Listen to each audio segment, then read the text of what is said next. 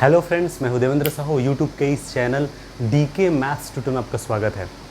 आज जो है लिनियर अलजेब्रा का एक बहुत इंपॉर्टेंट टॉपिक पर डिस्कशन करने वाले हैं और ये सबसे लास्ट टॉपिक है ना, जो हमारा vector space of M cross N matrices है ना, and vector space of N cross N matrices है, उनके सब स्पेसेस पे बात करेंगे और स्पेशली उनके डायमेंशन पे बात करेंगे और वो डायमेंशन हम कैसे फाइंड करते हैं उन पे बात करेंगे। क्लियर है? तो बहुत इंपॉर्टेंट टॉपिक है, बहुत इंपॉर्टेंट कॉन्सेप्ट है, क्योंकि ये कंपटीशन एग्ज़ाम जो है ना उसमें यहाँ से कई बार क्वेश्चन बन भी चुका है। तो मैं चाहूँगा कि आप जो है इस वीडियो को शुरू से लास्ट तक जरूर देखें। अगर आप चैनल में नए हैं तो प्लीज़ सब्सक्राइब कर लीजिए, बेल आइकन प्रेस कर लीजिए ताकि नए वीडियोज़ की इन्फॉर्मेशन आपको मिलता रहे। ठीक है, तो स्टार्ट करते हैं। तो सबसे पहले मैंने वेक्टर स्पेस जो उसको ले लिया है ना, तो क्या है, vector space of M cross N matrices entries from R over field R. ठीक है, हम इसको स्टैंडर्ड मान के चल रहे हैं, इस पे बात करेंगे, बाद में हम सी के लिए भी बात कर लेंगे, है ना, कोई दिक्कत नहीं, लेकिन पहले इसको स्टैंडर्ड मान के चलिए। ठीक है, ओके। एंट्रीज आर से आ रहा है तो फील्ड आर हो सकता है या फील्ड आर का सब फील्ड क्यू भी हो सकता है, क्यू रूट पी भी हो सकता है, ये बात ध्यान रखना है ना। तो हम स्टैंडर्ड सिचुएशन ले लिए, एंट्रीज भी आर है, फील्ड भी आर है। ठीक है, तो ये vector space of M cross N matrices है। ये जो आर लिखा है ना, ये एंट्रीज को बताता है, फील्ड को नहीं, ये बात ध्यान रखना है, कंफ्यूज नहीं होना है। अलग से मैं लिख दूँ field F equals to R. Clear है ना। Vector space of M cross N matrices है ना, entries from R over field R, इस तरह से डिफाइन होगा। क्लियर ना, कोई दिक्कत नहीं होनी चाहिए। मैट्रिक्स के बारे में इतना तो हमें पता है, जिसमें ये जो है रो को रिप्रेजेंट करता है, ये कॉलम को नॉर्मली। ठीक है, तो जो भी जैसे आप लेते हो है ना, ए इक्वल्स टू है ना A11 A12 and so on A1n, A I J M cross N को मैं एक्सपांड करके लिख रहा हूँ।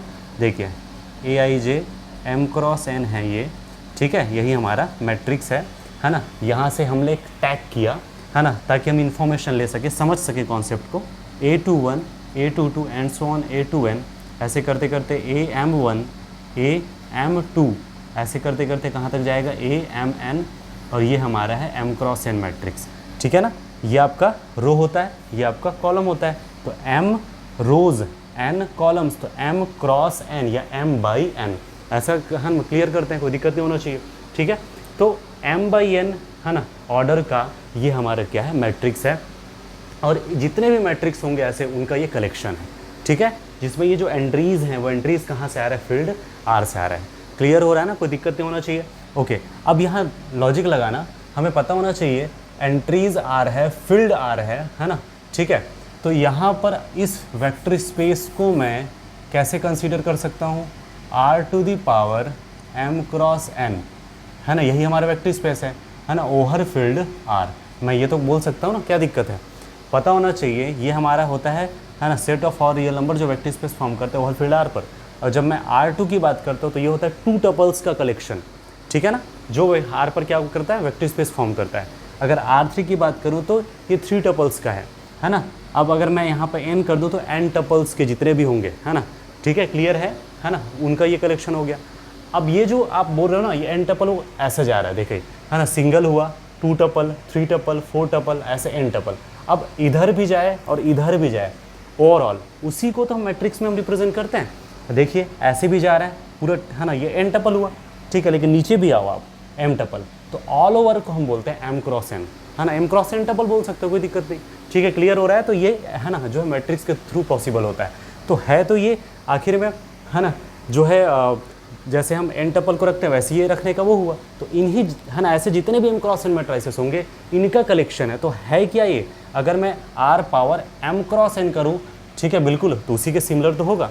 बात क्लियर हो रही है, आप फील कीजिए, कोशिश कीजिए समझने का, बिल्कुल क्लियर होगा, है ना। तो ये m क्रॉस n मैट्रिसेस का कलेक्शन है, यानी कि m क्रॉस n टपल्स का कलेक्शन है, ऐसा लॉजिक लगा लो। तो फिर इसका मतलब, और एंट्रीज कहाँ से आ रहा है, r से, तो एंट्रीज r से आ रहा है और m क्रॉस n टपल्स का है ना, सेम, है ना, ऐसे लॉजिक लगाइए तो क्या हो जाएगा, r to the power m cross n over r। बात क्लियर है। यहाँ से डायमेंशन समझना बड़ा आसान होता है। इनकी डायमेंशन कितनी होती है ना, इनकी डायमेंशन n होती है, n into dimension of r over r1, तो n होगा डायमेंशन। इसकी डायमेंशन क्या होगी, m cross n into dimension of r over r। और कोई भी फील्ड अपने, है ना, अपने फील्ड पर वेक्टर स्पेस फॉर्म करता है और इनकी डायमेंशन हमेशा 1 होती है। क्लियर, तो इसका मतलब बचा इतना ही। और m क्रॉस n क्या लिखोगे, m इंटू n यानी mn। अब इसको दूसरे तरीके से लॉजिक लगाइए, यहाँ से एक सिंगल मैट्रिक्स हम टैग करते हैं, उसकी ऑर्डर कितनी होती है, m क्रॉस n, यानी m इंटू n mn ना। ठीक है, तो आप समझ पा रहे हैं यहाँ से एक सिंगल मैट्रिक्स की जो ऑर्डर है mn, वही इस वेक्टर स्पेस की डायमेंशन है। लिंक क्लियर हुआ? तो हम मैट्रिक्स के जरिए, उनके ऑर्डर के जरिए भी हम डायमेंशन के साथ खेल सकते हैं, है ना, ये बोल सकते हैं, मतलब उन डायमेंशन के बारे में हम लॉजिक लगा सकते हैं। क्लियर है? इतना ये दिमाग में सेट करके चलिए, यही हम करने वाले हैं यहाँ। ठीक है, तो देखिए क्या है, सब spaces of mm cross n of R with dimension R, है ना, फोकस करना, है ना, इनके जितने भी सब स्पेसेस हैं, जो मेन है उसको मैं लिया हूँ। ठीक है, तो देखिए m क्रॉस n मैट्राइसेस के जो कलेक्शंस हैं, जो वेक्टर स्पेस फॉर्म करता है, उनके सब स्पेसेस हैं। याद रखना है, सब स्पेस कैसे प्रूफ कर सकते हैं, बिल्कुल आसान है तरीका। आप सबसे पहले देखिए कि नॉन जीरो सबसेट है कि नहीं। ये हमारा वेक्टर स्पेस V है ना, इनके नॉन जीरो सबसेट पहले होना चाहिए। उसके बाद आप टू स्टेप टेस्ट लगा लीजिए, 1 स्टेप टेस्ट लगा लीजिए, वहाँ से भी क्लियर हो जाएगा। क्लियर है ना? तो फोकस कीजिए। तो मैंने यहाँ पे सबसे पहले इसके बारे में देखते हैं। W1 इक्वल्स टू, है ना, ऐसे m क्रॉस n मैट्रिसेस को कलेक्ट करना है यहाँ से V से, जिसमें सम ऑफ फर्स्ट रो इज 0 है ना। फर्स्ट रो क्या है? 0 है। इनका जो सम है ना, फोकस कीजिए, सॉरी ये रो है ना, फर्स्ट रो का सम क्या है? 0। That means a11 plus a12 plus and so on plus a1n equal to 0, ये बताना चाह रहा है। तो है ना, ये ऐसे मैट्रिसेस को कलेक्ट करता है। तो आर्बिट्रेरी मैट्रिक्स ले लीजिए, यहाँ से एक आर्बिट्रेरी मैट्रिक्स उठाया मैं, है ना, ठीक है, इनके फर्स्ट रो का सम 0 है, ऐसे मैट्रिसेस को कलेक्ट कर रहा है ये। क्लियर है ना? तो सबसे पहले चीज़, है ना, इनका सम 0 है, ये तो कुछ भी हो सकता है ना, ऐसे मैट्रिसेस तो इसके अंदर होंगे ही होंगे, इसका मतलब इनका नॉन जीरो सबसेट तो हुआ ही। ठीक है, पहले चीज़ क्लियर हो गया, यानी कि ये हो गया आपका 0 नॉट इक्वल टू 5, है ना, 5 not equal to W is subset of V over F। इतना क्लियर हो गया। अब हम 2 स्टेप टेस्ट लगा लेते हैं ताकि ये क्लियर हो जाए कि सब स्पेस है या नहीं। ठीक है, तो एक्चुअल में क्या होता है 2 स्टेप टेस्ट, 1 स्टेप टेस्ट में हेरिडिटरी प्रॉपर्टी होल्ड होती है ना भाई। W जो है V का नॉन एम्प्टी सबसेट है, तो बाकी सारे जितने प्रॉपर्टी ऑटोमेटिकली होल्ड कर जाता है। बस वही 2 स्टेप टेस्ट, 1 स्टेप टेस्ट के बारे में जानना होता है। ठीक है, ओके। तो सबसे पहले यहाँ से मैंने एलिमेंट टैग किया, कोई भी 2 एलिमेंट आर्बिट्रेरी टैग कीजिए। ऑब्वियस सी बात है, मैट्रिक्स होंगे 2 अलग अलग जो कि वेक्टर्स हैं। ठीक है, तो मैंने ले लिया अल्फ़ा और एक ले लिया बीटा। क्लियर? आप चाहे तो ए बी भी ले सकते हैं, कोई दिक्कत नहीं। मैंने ले लिया यहाँ से अल्फ़ा और ले लिया बीटा। अल्फ़ा इक्वल्स टू, है ना, जो भी हमारा मैट्रिक्स है Aij m क्रॉस n, और इसको मैंने लिया Bij m cross n। Condition same वही है कि, है ना, इसमें जो फर्स्ट रो का जो सम है वो 0 है, सेम यहाँ पर, है ना, B11 B12 plus and so on B1n equal to 0। ठीक है, लॉजिक क्लियर हो रहा है। ये यहाँ से मैट्रिक्स टैग किए हैं, ये भी यहाँ से मैट्रिक्स टैग किए हैं, जिसमें फर्स्ट रो का सम क्या है? 0 है। ठीक है, नाउ अल्फ़ा प्लस बीटा, है ना, अल्फ़ा प्लस बीटा, ये फिर से याद रखना है कि ये दोनों जो है ना, W1 के एलिमेंट हैं, हमें फिर से इनका सम इसके अंदर लाना है। तो फिर Aij, है ना, m cross n plus Bij m cross n, तो ये क्या हो जाएगा आपका? Aij plus Bij m cross n। कोई दिक्कत नहीं होना चाहिए, है ना। ठीक है, क्लियर ना? एडिशन क्या होता है? अब मैट्रिक्स एडिशन तो बिल्कुल सेम ऑर्डर के होने चाहिए, 2 मैट्रिक्स फिर एडिशन हो जाता है ना। जो एंट्रीज होती है बिल्कुल उनके करस्पॉन्डिंग होता है, समझो है। ये हो गया क्लियर। अब इसमें Aij प्लस Bij यहाँ पर लिखा हुआ है, इसका, है ना, मतलब यही हो ना, अब दिमाग लगाना, जो भी मैट्रिक्स हमें तैयार है उसमें फर्स्ट रो का सम 0 आ रहा है कि नहीं हो रहा है, वो देखना है। ये फिर से एक मैट्रिक्स है Cij, ठीक है ना। अब देखना ये है कि C11 plus C12 plus and so on plus C1n, ये 0 है कि नहीं? ये है क्या? A11 प्लस B11, ठीक है, और ये है आपका A12 प्लस B12, ऐसे करते करते करते ये आपका है A1n प्लस B1n करके। ठीक है, अब देखिए A11 plus A12 plus and so on plus A1n, वो तो 0 होगा, ठीक है ना, और B11 plus B12 and so on B1 वो भी 0 होगा, तो 0 प्लस 0 क्या आया? 0 आया। फर्स्ट रो का समझो फिर से 0 आ रहा है। इसका मतलब ये हुआ कि इनका जो वेक्टर एडिशन है वो फिर से किसके अंदर है? इसी W1 के अंदर। दैट मीन्स, है ना, 2 वेक्टर हमने यहाँ से लिया, उनका जो सम है वो फिर से इसी के अंदर आ रहा है। इतना क्लियर हुआ। स्केलर मल्टीपल देख लेते हैं। तो स्केलर के लिए हम क्या करेंगे? एक स्केलर लेंगे फील्ड से, फील्ड हमारा R है, स्केलर ले लीजिए A करके, ठीक है। अगर A में कन्फ्यूजन है तो स्मॉल k करके ले लीजिए। तो k इंटू अल्फ़ा ये हम चेक करेंगे, तो k इंटू, है ना, इतना हो जाएगा। तो ये क्या आ जाएगा, k ए एच। कोई भी स्केलर जब मल्टीप्लिकेशन होता है मैट्रिक्स में तो पूरे एंट्रीज के साथ मल्टीप्लिकेशन हो जाता है, तो वही एंट्रीज के साथ मल्टीप्लिकेशन हो गया। ठीक है, अब इसमें हमें चेक करना है, ये फिर से कोई एक मैट्रिक्स हुआ, ये फिर से कोई मैट्रिक्स हुआ D I J M cross N, ये मैंने नाम दे दिया। अब हमें ये चेक करना है कि D11 plus D12 plus D1n का सम 0 है कि नहीं। ठीक है, और इसका मतलब क्या है, इसका मतलब है ना, आपका D11 मीन्स, है ना, k A11 plus k A12 plus and so on plus k A1n, इनका जो सम है वो 0, k कॉमन निकला। ठीक है, तो बचा A11 plus A12 plus and so on plus A1n, और उनका सम तो पहले से 0 है, तो 0 तो हो गया 0। तो फिर से इसका मतलब ये है कि ये जो किस में बिलोंग कर जाएगा, आपका बिलोंग्स टू W1। तो देख सकते हैं वेक्टर एडिशन, स्केलर मल्टीपल, यानी 2 स्टेप जो है इसके अंदर हो रहा है, अप्लाई हो रहा है। इसका मतलब क्या हुआ, W1 इज सब space of given vector space V। Clear ना। ये जो sum of first row is 0 दिया है, जरूरी नहीं कि फर्स्ट रो की बात हो, सम ऑफ सेकंड रो इज 0 तो भी ये सब स्पेस बनाएगा, सम ऑफ थर्ड रो इज 0 तो भी सब स्पेस बनाएगा। तो कोई भी सम ऑफ फलाना जो है ना रो 0 होगा तो भी क्या बनाया जाएगा, सब स्पेस बना देगा। क्लियर है। तो मैंने एक स्पेसिफिक फॉर्म में लिया था ताकि आपको जो है याद रहे अच्छे से। तो क्लियर हो गया। तो ये इनका क्या है, सब स्पेस। ऐसे ही आप कॉलम के लिए भी देख सकते हो, है ना, ऐसे मैट्रिसेस कलेक्ट करो such that sum of first row first column is 0, यहाँ तक कि sum of each row is 0 आप लोगे तो भी क्या बना देगा, subspace. Sum of each column is 0, ये भी सब स्पेस बना देता है। ठीक है ना, ऐसे मैट्रिसेस कलेक्ट करना such that sum of each row and each column is 0, ये भी इनका सब स्पेस बना देता है। तो इनको आप अच्छे से नोट कर लीजिए। ठीक है ना, W1, W2, W3, W4 and W5 जो यहाँ मैंने डिफाइन किया है, ये सब के सब इनके क्या होंगे, सब स्पेसेस होंगे। ठीक है, क्लियर है। अब हम इनके डायमेंशंस को देखते हैं। Dimension of W equals to, पता है आपको फार्मूला क्या होता है, dimension of V minus number of Li restrictions in W। किसी भी वेक्टर स्पेस के सब स्पेस की डायमेंशन के लिए ये बहुत ही स्पेशल फार्मूला मैं कह सकता हूँ, बहुत ही ज़बरदस्त फार्मूला है। Dimension of V minus number of Li restrictions in W, इस बारे में मैंने बताया भी था। ठीक है ना, तो यहाँ पर भी उसको अप्लाई कर सकते हैं, कोई दिक्कत नहीं। ठीक है ना, जैसे हमारा ये सब स्पेस है W1, है ना, ठीक है, ऐसे वेक्टर्स को कलेक्ट करना है such that sum of first row is 0। अब फर्स्ट रो का सम 0 होने का मतलब क्या है, A11 plus A12 plus and so on plus A1n equal to 0।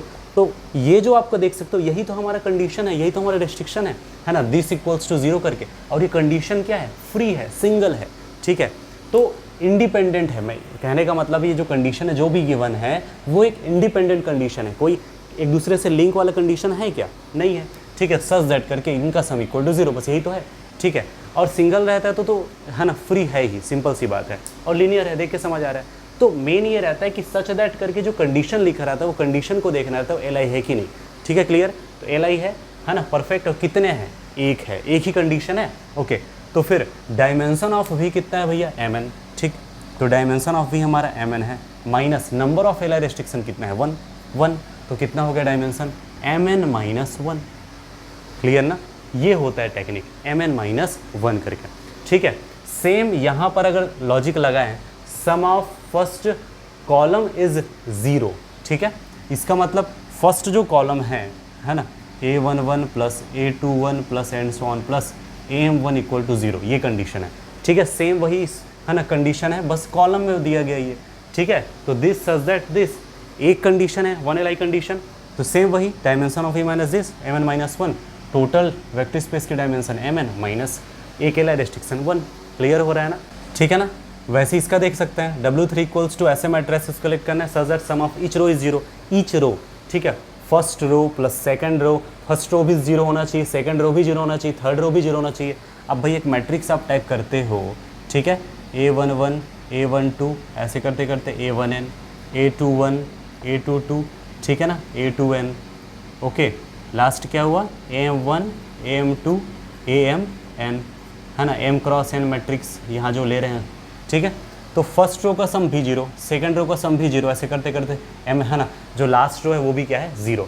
तो आप लॉजिक लगाओ, इनका सम 0, इनका सम 0, इनका सम 0, और ये सब के सब रो अपने आप में इंडिपेंडेंट हैं, ऑब्वियस सी बात है, अलग अलग हैं। ठीक है, तो कितने यहाँ पे कंडीशंस बन रहे हैं, M। ठीक है ना, ये फर्स्ट, ये सेकंड, ऐसे करते करते M ना, फर्स्ट रो सेकंड रो ऐसे करते M ना, टोटल कितना है, M। ठीक है, first second M, total M हो रहा है ना। Okay, perfect. तो मैं ये कह रहा हूँ कि M Li रेस्ट्रिक्शंस हैं, तो M N minus M. Clear हो रहा है। और अगर इसकी बात करें sum of each column is zero, है ना, sum of each column is zero, इतना इतना ऐसे करते करते इतना, ठीक है ना। तो इनका सम जीरो, इनका सम जीरो, इनका सम जीरो, टोटल कितने हैं आप देख सकते हो, टोटल कितने एन हैं। तो इसका मतलब फर्स्ट सेकंड ऐसे एन, टोटल कितने एन हैं, परफेक्ट ना। एन एल आई रेस्ट्रिक्शंस हैं, M N minus N, perfect है, क्लियर है। तो इस तरह से इस फार्मूला का यूज़ करके अगर आपको एल आई रेस्ट्रिक्शन पहचान में आता है तो ये बेस्ट फार्मूला डायरेक्ट बना सकते हैं। लेकिन क्वेश्चन अराइज होता है इसका कोई दूसरा टेक्निक है क्या? बिल्कुल है टेक्निक, और बहुत इंपॉर्टेंट टेक्निक है, और जनरली उसी का यूज़ करते हैं। इसका तो बहुत रेयर यूज़ करते हैं, बट इसका भी यूज़ करके मैंने बता दिया कैसे करते हैं, ठीक है। बट ज़्यादा, है ना, आपको यहाँ पे कंडीशन में क्लियर नहीं हो रहा है या बहुत ज़्यादा बड़ा कंडीशन है तो उसके लिए दिक्कत होता है फिर एल आई रेस्ट्रिक्शन को देखना। उसके लिए बेस्ट है जो मैं सेकंड टेक्निक बता रहा हूँ उसको देखना, ठीक है। तो उसको अच्छे से ऑब्जर्व करना, समझना। ये जो sum of each row and each column है, आप लॉजिक लगाइए, फिर इस फार्मूला में पुट कीजिए, यहाँ भी निकल जाएगा। लेकिन इसमें कन्फ्यूज़न होता है, इसीलिए मैं इसको रोक दिया हूँ। मैं जो नया जो फार्मूला बता रहा हूँ ना, उस फार्मूला से इनका भी निकलेगा, सबका निकलेगा और इसका भी निकल जाएगा। अब इसमें क्या है ना, एल आई कितने हैं वो जानना थोड़ा सा मुश्किल हो जाता है। जितना ज़्यादा यहाँ पे कंडीशन बड़ा होता जाएगा ना, समझ लीजिए ये फार्मूला फिर मुश्किल होता चला जाएगा। तो बेहतर है हम इसको, इस जो नया टेक्निक जो बताने वाला हूँ उसको अच्छे से समझिएगा, ठीक है। तो फोकस करना। जैसे मैंने स्टार्टिंग में ही बता दिया था कि ये vector space of M cross N matrices है, इनकी जो डायमेंशन है वो एम एन है, और यहाँ सिंगल मैट्रिक्स जो उठाते हो उनकी ऑर्डर भी एम एन है, ठीक है। तो एक मैट्रिक्स की जो ऑर्डर है ओवरऑल डायमेंशन की इक्वल हो रहा है। तो एक मैट्रिक्स, है ना, पूरी तरह से उनकी जो ऑर्डर है पूरे क्या बोलते हैं उनके डायमेंशन से लिंक कर रहा है। बस इसी चीज़ का हमें यहाँ पे यूज़ करना है, इसको ट्रिक समझ सकते हो, ठीक है। तो इसी चीज़ का यूज़ करना है। ये आपका W1 सब स्पेस है, तो सब स्पेस है ना, तो क्या हुआ, अपने आप में एक वेक्टर स्पेस ही तो है, ओके, परफेक्ट ना। तो यहाँ के जितने भी वेक्टर हैं वो भी तो एम क्रॉस एन मैट्रिक्स हैं, एम क्रॉस एन ऑर्डर का ही तो होगा, ठीक है ना। तो यहाँ से हमने एक एम क्रॉस एन मैट्रिक्स जो है हमने टैग कर लिया है, A equal to A I J M cross N. याद करना इस बात को कि यहाँ से जो भी मैट्रिक्स टैग करोगे वो एम क्रॉस एन मैट्रिक्स होगा ना, ठीक है। तो एम क्रॉस एन मैट्रिक्स मैंने टैग किया है यहाँ पे, है ना। इसको मैं यहाँ लिख रहा हूँ A11, A12, A1n, A21, A22, A2n, है ना, AM1, AM2, है ना, AMn। तो ये क्या हो गया आपका M क्रॉस n मैट्रिक्स करके। क्लियर हो गया। अब लॉजिक लगाना अच्छे से समझना। मैं ये बोला था कि एक मैट्रिक्स, है ना, जिनकी ऑर्डर M क्रॉस n है, ठीक है ना। मैंने यही बोला था ना कि इसकी ओवरऑल डायमेंशन mn है ना, और मैट्रिक्स की ऑर्डर mn है, सेम है, लिंक हो रहा है। बस वही चीज़ यहाँ पर करेंगे। तो यहाँ एक सिंगल मैट्रिक्स की ऑर्डर mn है, ठीक है ना, ओके, है ना। लेकिन इसमें कुछ कंडीशन दे दिया है सच दैट करके, वो कंडीशन को इस ऑर्डर से सब्ट्रैक्ट कर देंगे, हटा देंगे। तो समझ लीजिए जो मिलेगा वही होगी इस जो सब स्पेस है उनकी डायमेंशन। बात क्लियर हो रही है? थोड़ा थोड़ा समझना, इसको ट्रिक समझिए, है ना। तो इनकी ऑर्डर कितनी, ओवरऑल m क्रॉस n, जो कि मैट्रिक्स स्पेस की जो वेक्टर स्पेस है उनके डायमेंशन की इक्वल है, mn जो है, ठीक है ना। और इसमें जो भी प्रॉब्लम होगा, जो भी कंडीशन होगा, उनको इनके साथ सब्ट्रैक्ट कर देंगे, ठीक है। अब ये प्रॉब्लम है क्या, ये डिपेंडेंसी का कंडीशन होगा, जो प्रॉब्लम बोल रहा हूँ वो उसको समझना। देखिए बोला ये है, इसमें फर्स्ट रो का जो सम है वो क्या है, ज़ीरो है। फर्स्ट रो का सम ज़ीरो होने का मतलब है A11 plus A12 plus and so on plus A1n equal to zero. और इसका मतलब ये हुआ कि इसमें से इसके इक्वल, मतलब A1n इक्वल टू मैं लिख सकता हूँ माइनस क्या बचा, A11, ऐसे करते करते AN, है ना, A जस्ट 1n माइनस 1 करके। क्लियर है ना, ठीक है। तो इसको आप ऐसा समझो, है ना, इनका सम अगर ज़ीरो है तो इसका मतलब हो रहा है कि ये जो है ना, बाकी के ऊपर डिपेंड कर रहा है। ये इनको इस तरह से समझना है। जब भी सम ज़ीरो होगा ना, ठीक है, तो समझ लीजिए इनका सम अगर ज़ीरो है तो इसको मैं बाकी के सम के माइनस फॉर्म में लिख सकता हूँ। देख सकते हैं ना भाई, इनका सम अगर ज़ीरो है तो दिस इक्वल टू क्या हो जाएगा, है ना। ये जो किस पे डिपेंड कर रहा है, बाकी जितने भी यहाँ पे एंट्रीज हैं उस पर ये तो डिपेंड कर रहा है, उसके हिसाब से तो वैल्यू मिलेगा। तो ये जो एंट्री है ये बाकी एंट्रीज पे डिपेंड कर जा रहा है, ठीक है।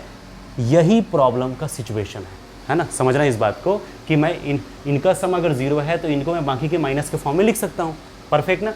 इसका मतलब ये जो है बाकी जो एंट्रीज है उस पर क्या कर रहा है, डिपेंड कर रहा है। तो एक ऐसा है जो डिपेंड कर रहा है, एक ऐसा है जो प्रॉब्लम कर रहा है।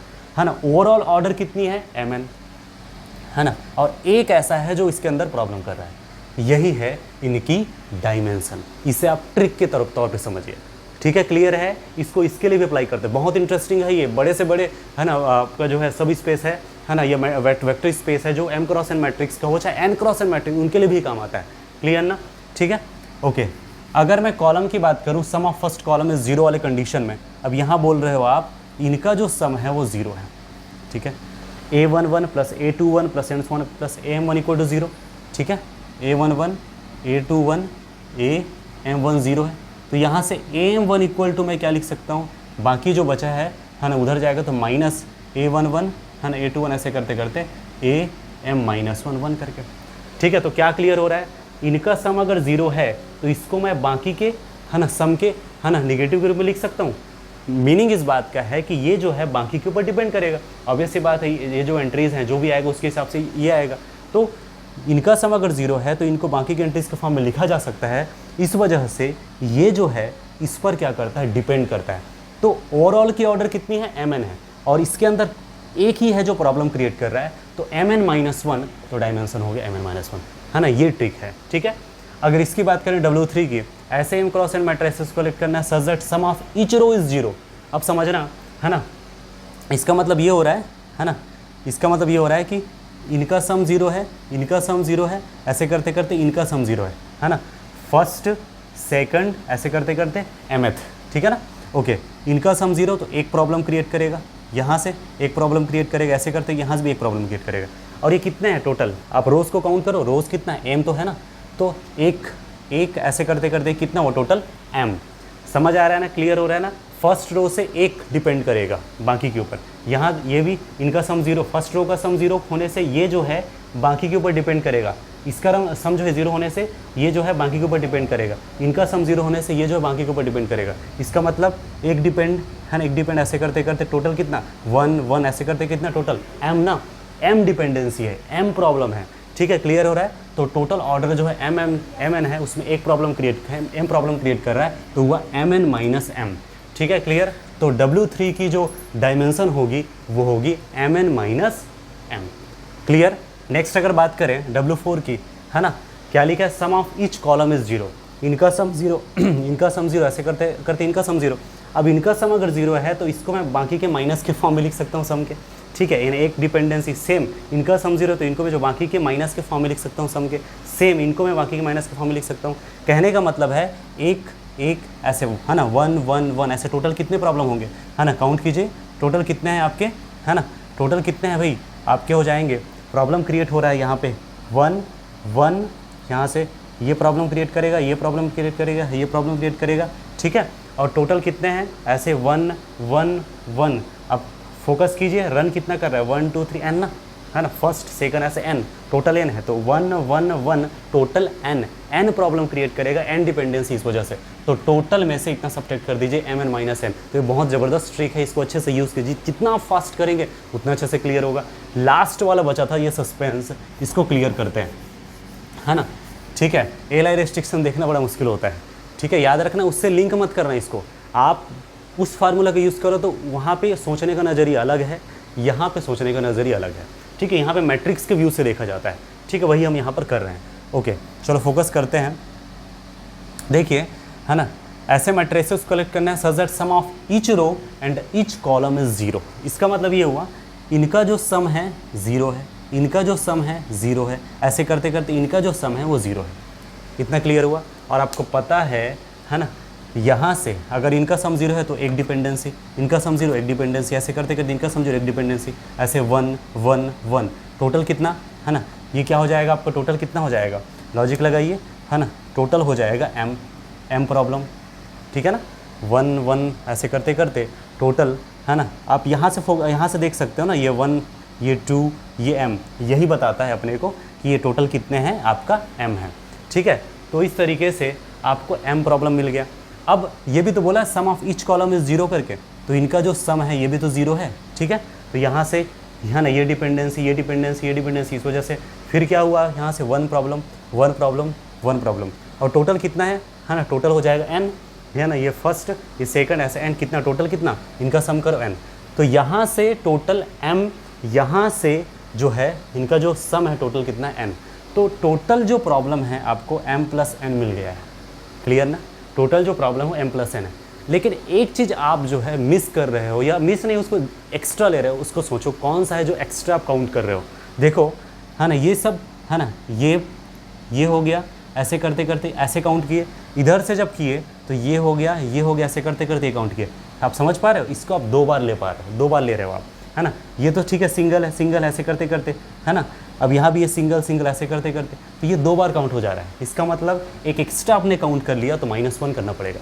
क्लियर ना? तो टोटल प्रॉब्लम है ना कितना, m प्लस n, लेकिन इसको 2 बार काउंट कर लिए थे तो एक बार उसको लेना चाहिए ना अपने को, इस वजह से -1 किया, फिर वो मैनेज हो गया। ठीक है, तो m प्लस n -1 यहाँ पे डिपेंडेंसी है, इन्हें प्रॉब्लम क्रिएट कर रहा है। टोटल ऑर्डर कितनी है, mn।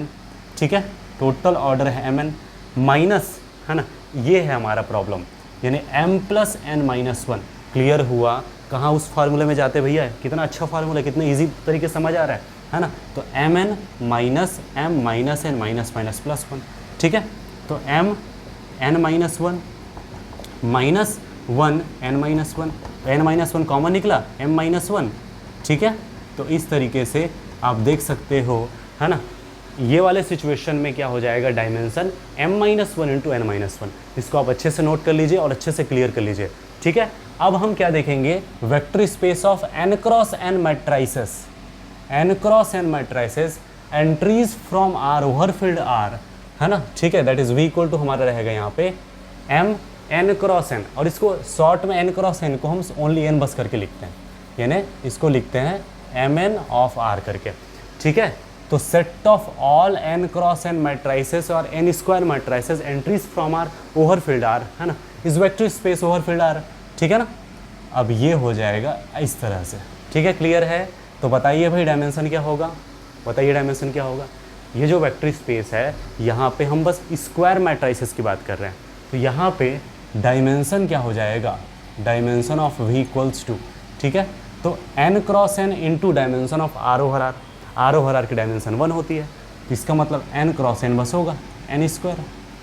परफेक्ट है, तो इस मैट्रिक्स स्पेस की डायमेंशन कितनी है, n स्क्वायर। परफेक्ट। अब इनके जितने भी सब स्पेसेस हैं उनको देख लेते हैं। तो पहले तो ये जो मैंने 5 सब स्पेस बनाया था, इसी पे मॉडिफाई कर लेते हैं और देख लेते हैं क्या आता है इनका डायमेंशन। ठीक है, तो सब स्पेसेस को चेक करने का तरीका बताया था, वैसे ही करके आप जरूर देखिएगा ताकि आपको अच्छे से क्लियर रहे। ठीक है, मैं सीधा इनका डायमेंशन बता रहा हूँ। ठीक है ना, तो ये आपका n क्रॉस n के पैटर्न में है, बस इतना ध्यान रखिए, है ना। ओके, फोकस करना, सेम वही चीज़ है ना।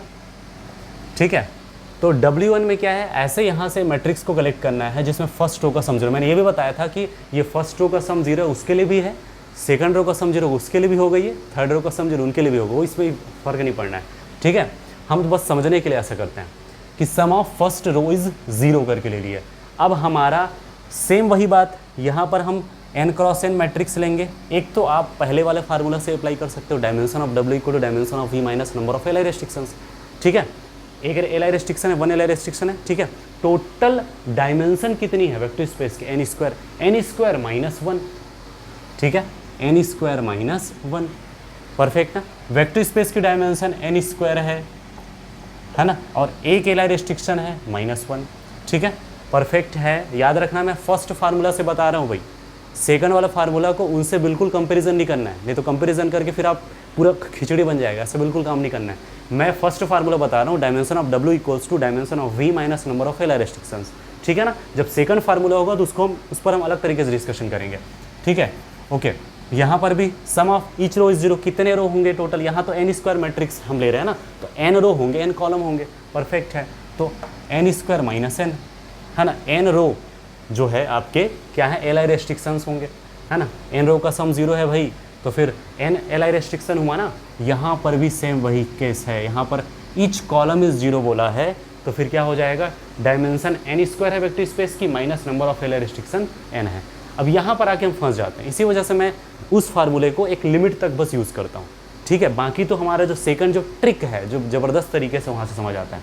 ओके, चलो क्लियर करते हैं सेकंड फार्मूला से।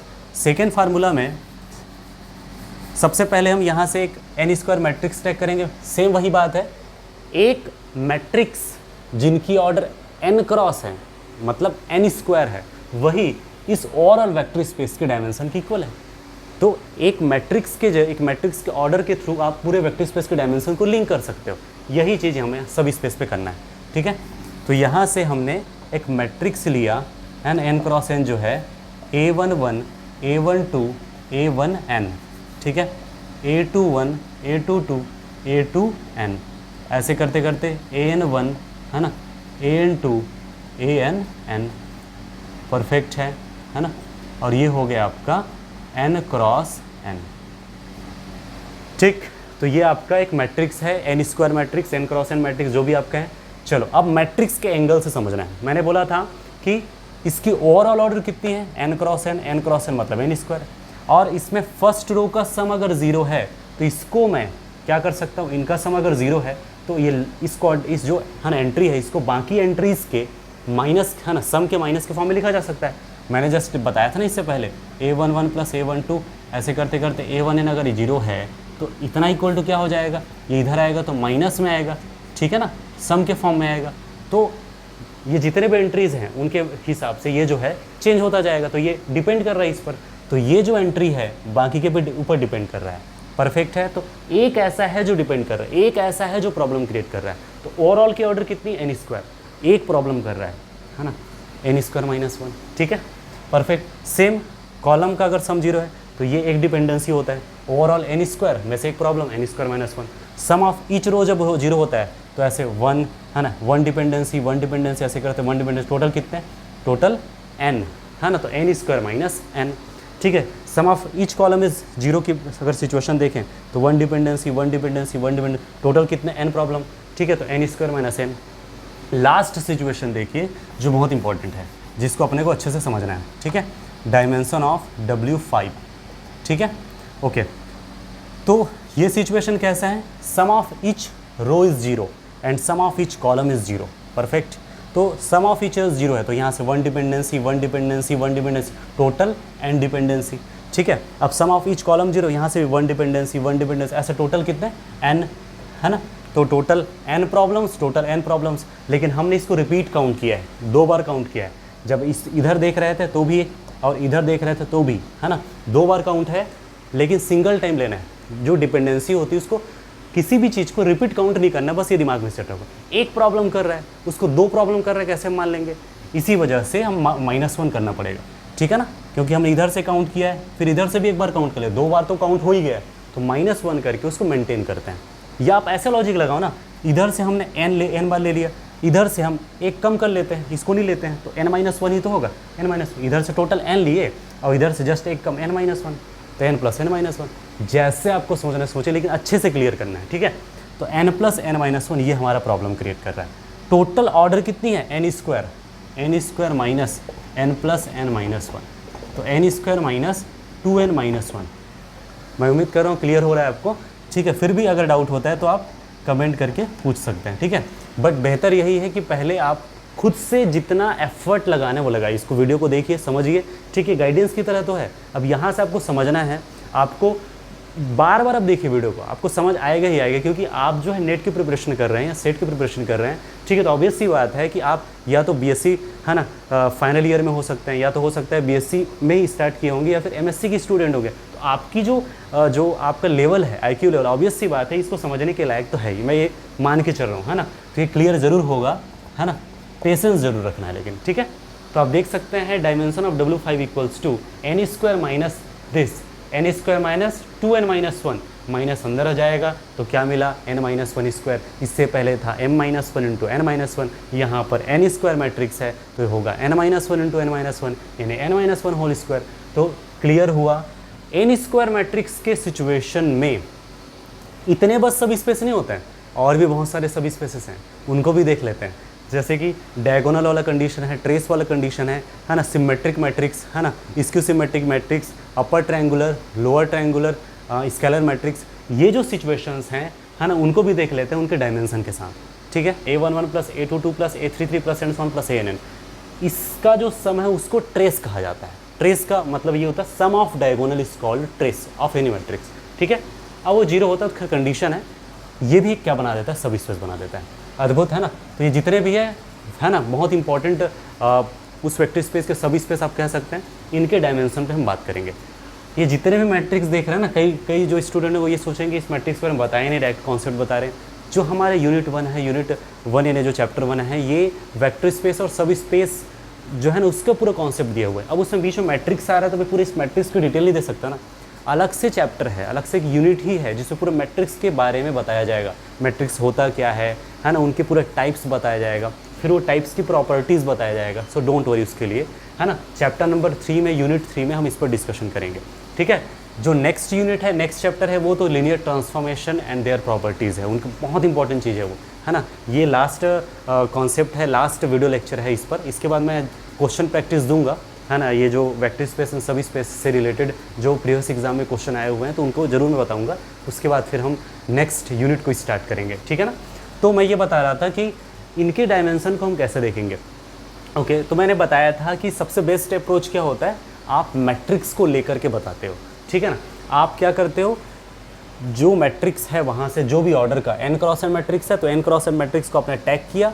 अब इस मैट्रिक्स में जो प्रॉब्लम होगा उसको ओवरऑल ऑर्डर से सब्ट्रैक्ट कर देंगे। अगर एक प्रॉब्लम है तो n स्क्वायर माइनस 1, दो प्रॉब्लम है तो n square minus 2, n problem है तो n स्क्वायर माइनस n, ऐसे क्लियर ना। ओके, ये तो था जो प्रॉब्लम करता है उनको सब्ट्रैक्ट करने वाली बात, है ना।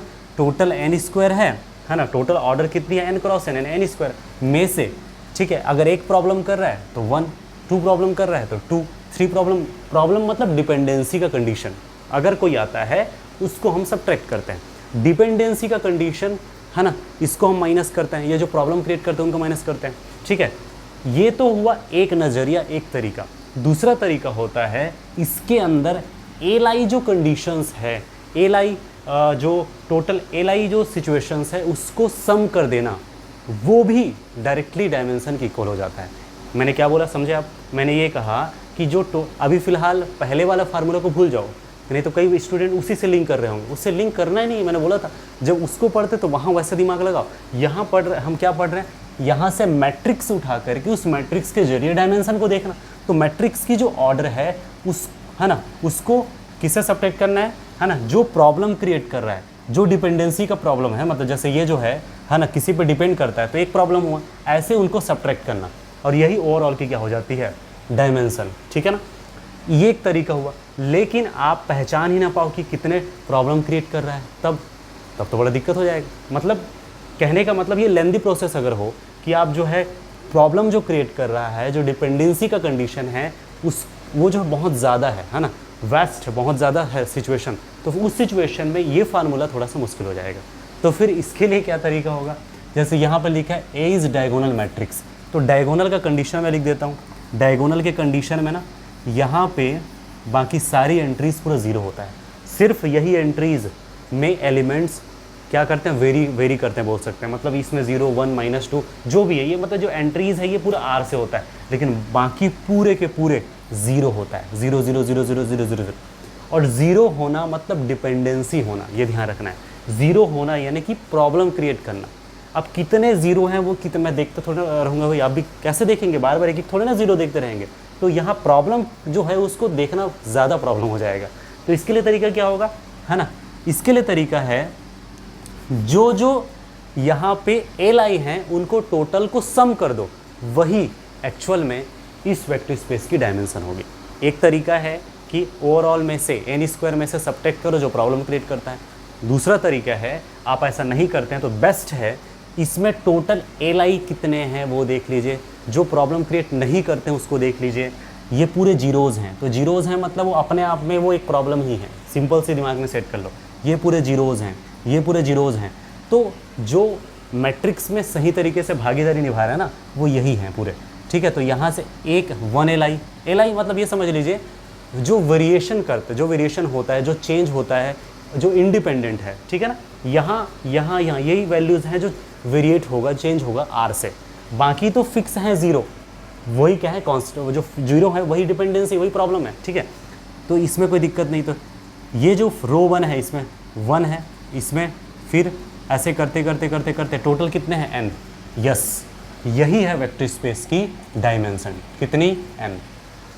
टेक्निक समझ आया, प्रैक्टिस कीजिए ना, ठीक है। तो एल आईज को टोटल सम किया जाता है, वही होता है डायमेंशन। या तो ओवरऑल प्रॉब्लम करिए, है ना, एन स्क्वायर में से जितने प्रॉब्लम उसको सब्ट्रैक्ट करो, या तो है ना आप क्या कीजिए, सबसे बेस्ट है, कितना बेस्ट टेक्निक हो, यहाँ तो बहुत ज़्यादा इजी हो गया, जो एल आईज हैं उनको सम कर दीजिए, सम किए, वही क्या है इनकी डायमेंशन। ध्यान रखना मैं सेकंड मेथड बता रहा हूँ, और सेकंड मेथड में भी सेकंड तरीका बता रहा हूँ, जब आपको है ना एन स्क्वायर माइनस नहीं करना है, एन स्क्वायर माइनस डिपेंडेंसी नहीं करना है, उसके लिए बेस्ट है ये, है ना, ठीक है, क्योंकि यहाँ पॉसिबल ही नहीं है, बड़ा दिक्कत सिचुएशन है वैसे करेंगे तो बेस्ट क्या है, आप एल आईज को क्या कर दीजिए, ऐड कर दीजिए, तो एन हुआ, यही इनकी डायमेंशन है। Second, A is scalar matrix की बात करें, है ना, स्केलर मैट्रिक्स क्या होता है ना, एक डायगोनल मैट्रिक्स ही होता है। स्केलर मैट्रिक्स एक डायगोनल मैट्रिक्स होता है, ठीक है ना, यानी कि यहाँ पे ही एंट्रीज होगा, बाकी सब जीरो होगा, लेकिन यहाँ पे और एक कंडीशन है, टर्म्स इन कंडीशन, ये भी फिक्स रहता है, ए है ना, ए ऐसे करते करते ए, ये पूरा फिक्स रहता है। बात क्लियर हो रही है ना, समझिए पहले, है ना, ये जो है पूरा एंट्रीज जीरो है, ये पूरा एंट्रीज जीरो, मतलब डायगोनल मैट्रिक्स है। स्केलर मैट्रिक्स एक डायगोनल मैट्रिक्स होता है ना, क्योंकि इसी बस में एलिमेंट्स आपको नजर आएंगे नॉन जीरो वाले, ठीक है। लेकिन एक रेस्ट्रिक्शन ये भी है कि यही एक ही एंट्री होती है बार बार, वही, जैसे यहाँ पे 1 है तो 1 1 1, 2 है तो 2 2 2, 3 है तो 3 3, -1 है तो वही सेम, तो एक ही एंट्रीज बार बार होती है।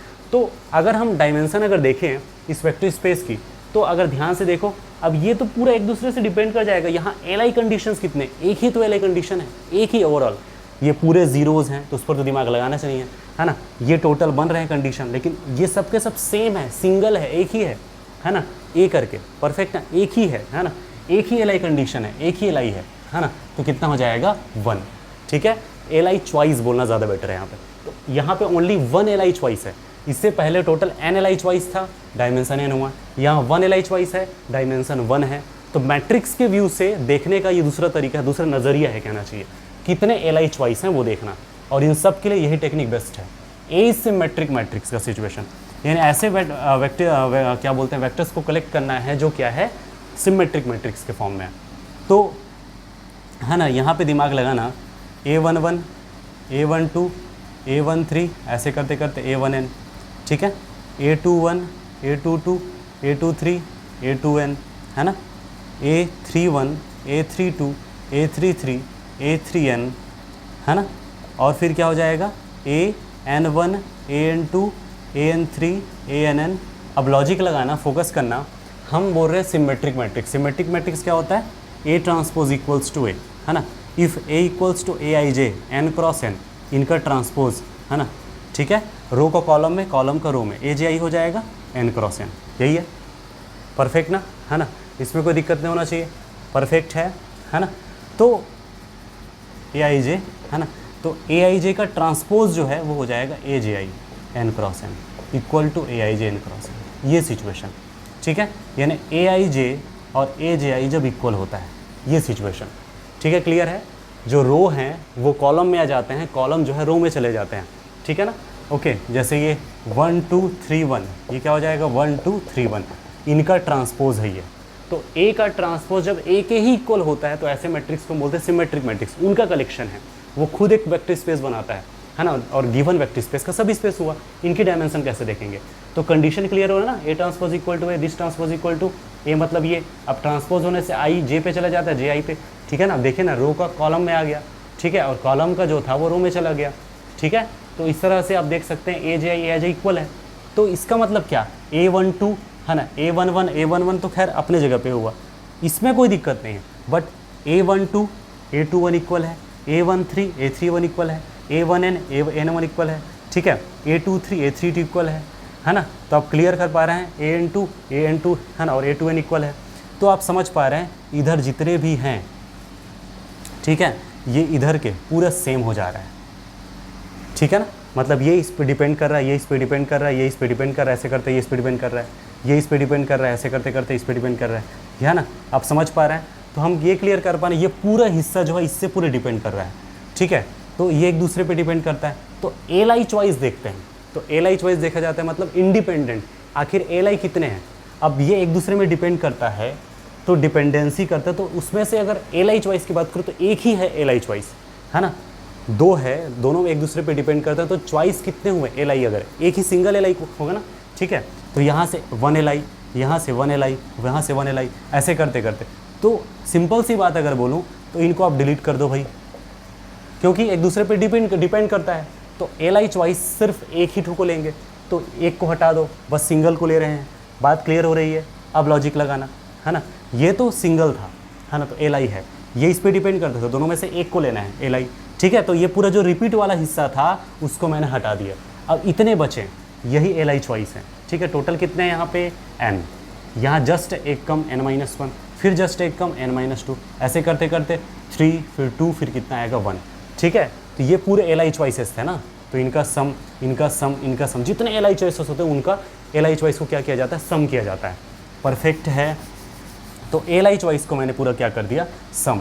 तो एन है ना, इनका सम, इनका सम, इनका सम, इनका सम, जो टोटल आए उनको भी तो सम करेंगे, 1 + 2 + 3 + and so on plus N तक जा रहा है, और ये क्या होता है, समेशन एन, ठीक है ना, n +1/2, यस है ना। तो जितने एल आई चॉइसेस थे उनका सम कितना आ रहा है, n +1/2, यही है इनकी डायमेंशन।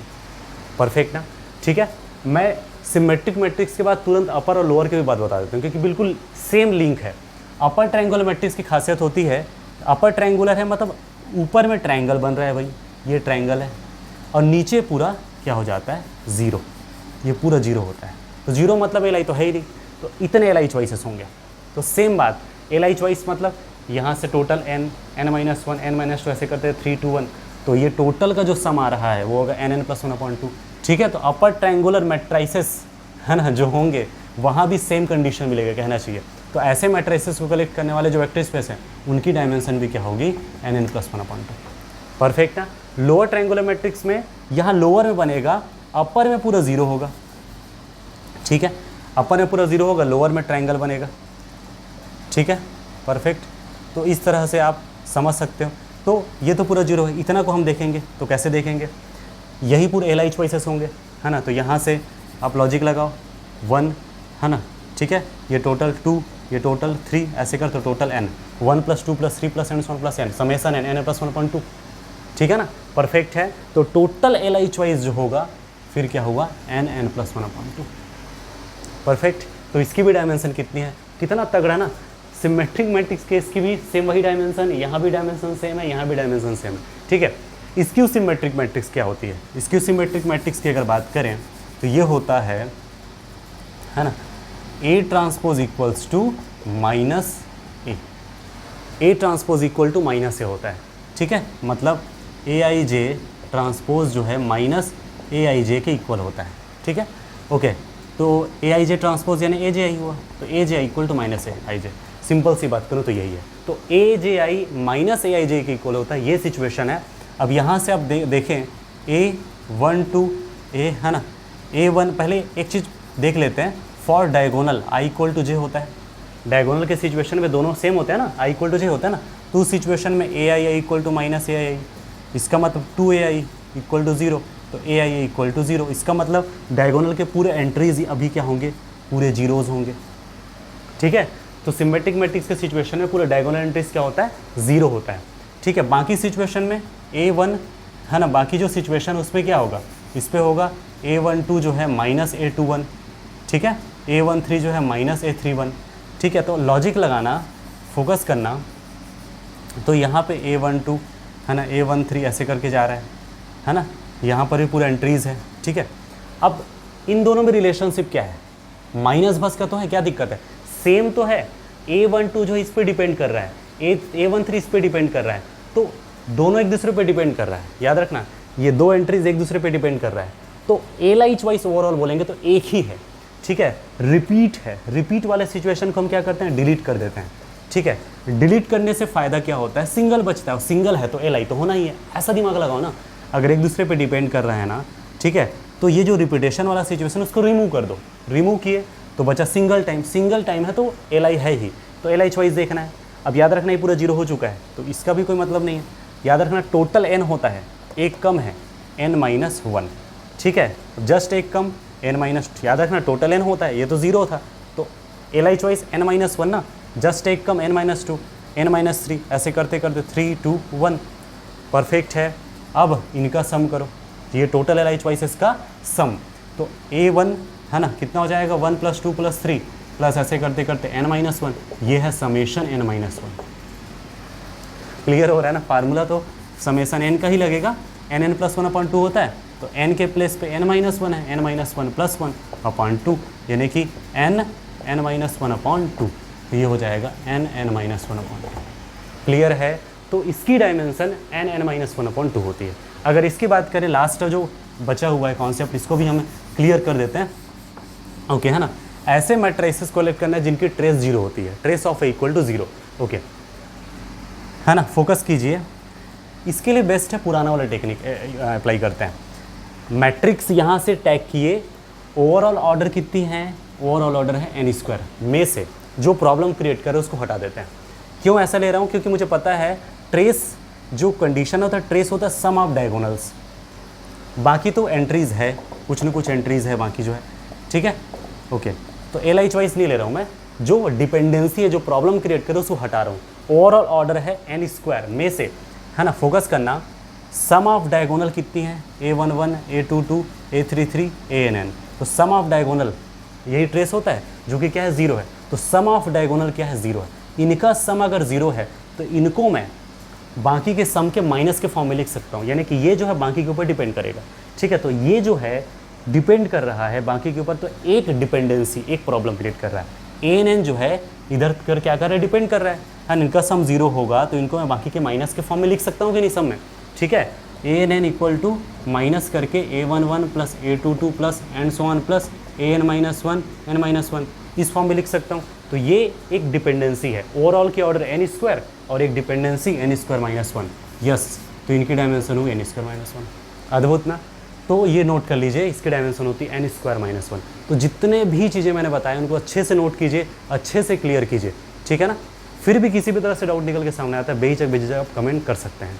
एक क्वेश्चन राइज यहाँ पे हो सकता है, अगर हम सोचें तो हमने यहाँ पे एंट्रीज R लिया था, फील्ड R लिया था, ठीक है। जितने भी हमने पढ़ा एंट्रीज R था, फील्ड R था। मैंने ये कहा था कि एंट्रीज R हो सकता है, फील्ड R का सब फील्ड भी हो सकता है, परफेक्ट है ना।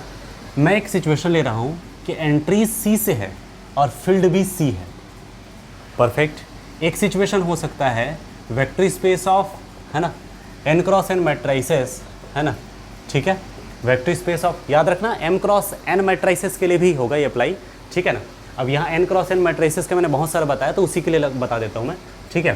तो यहाँ पे फील्ड हमारा R है, क्योंकि उसके अलावा ये सिचुएशन R एंट्रीज R हो, फील्ड R हो, यहाँ से लगभग क्वेश्चन तो बनता है। लेकिन कभी कभी ऐसा भी हो जाता है कि एंट्री C है, फील्ड C है, कभी कभी ऐसा सिचुएशन हो जाता है एंट्री C है, फील्ड R है, और एग्जाम में तीनों के अलावा मुझे लगता है कोई और सिचुएशन आएगा, यही सिचुएशंस आएंगे बस, ठीक है ना।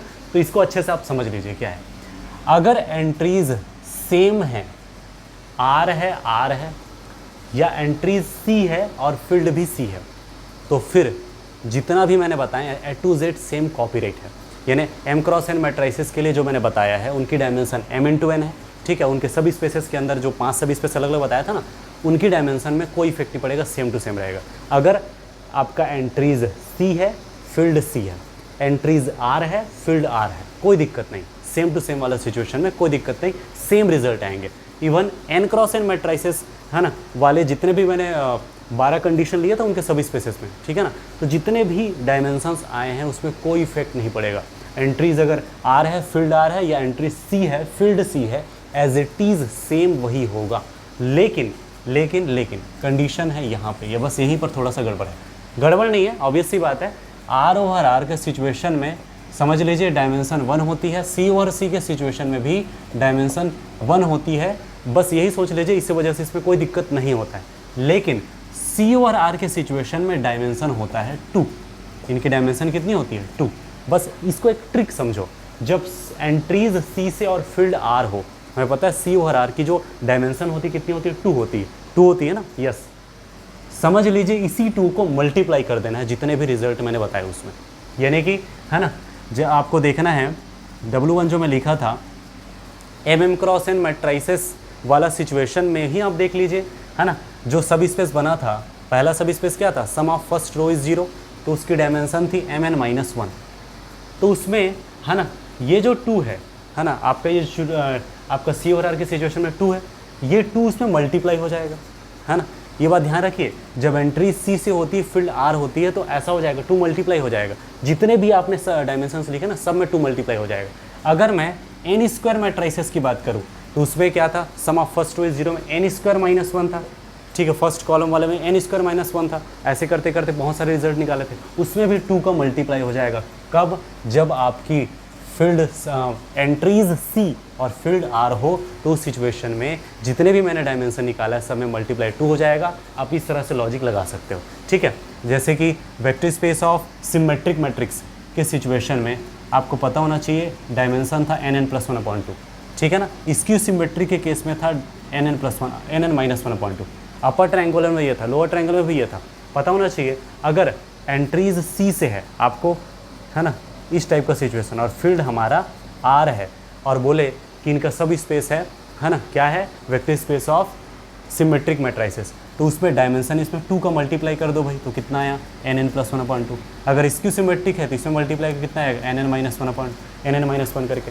क्लियर हो रहा है ना। अगर एंट्री सी से है, फील्ड आर है, तो उसमें जो भी डायमेंशन हमने अभी रिजल्ट में देखे उस सब में 2 का मल्टीप्लाई कर देना। क्लियर है? तो इसको आप एक ट्रिक के तौर पे याद रख लीजिए, ठीक है। तो मैं उम्मीद करता हूँ आज जितने भी कॉन्सेप्ट बताया था बहुत इंपॉर्टेंट है ये, है ना। तो ये क्लियर हुआ होगा। पसंद आया तो लाइक कीजिए और अपने फ्रेंड्स को ज़रूर शेयर कीजिए, और अगर अभी तक आपने चैनल को सब्सक्राइब नहीं किया तो सब्सक्राइब कर लीजिए, बेल आइकन प्रेस कर लीजिए, ताकि नए वीडियोज़ की इन्फॉर्मेशन आपको मिलता रहे, ठीक है। इसके जस्ट बाद वाले जो वीडियो होगा उसमें मैं क्वेश्चन प्रैक्टिस, है ना, मैं दिया हूँ, और फिर उसके बाद फिर हम नेक्स्ट यूनिट, नेक्स्ट चैप्टर हम स्टार्ट करेंगे। तो फिलहाल आज के लिए इतना ही। Thank you for watching this video.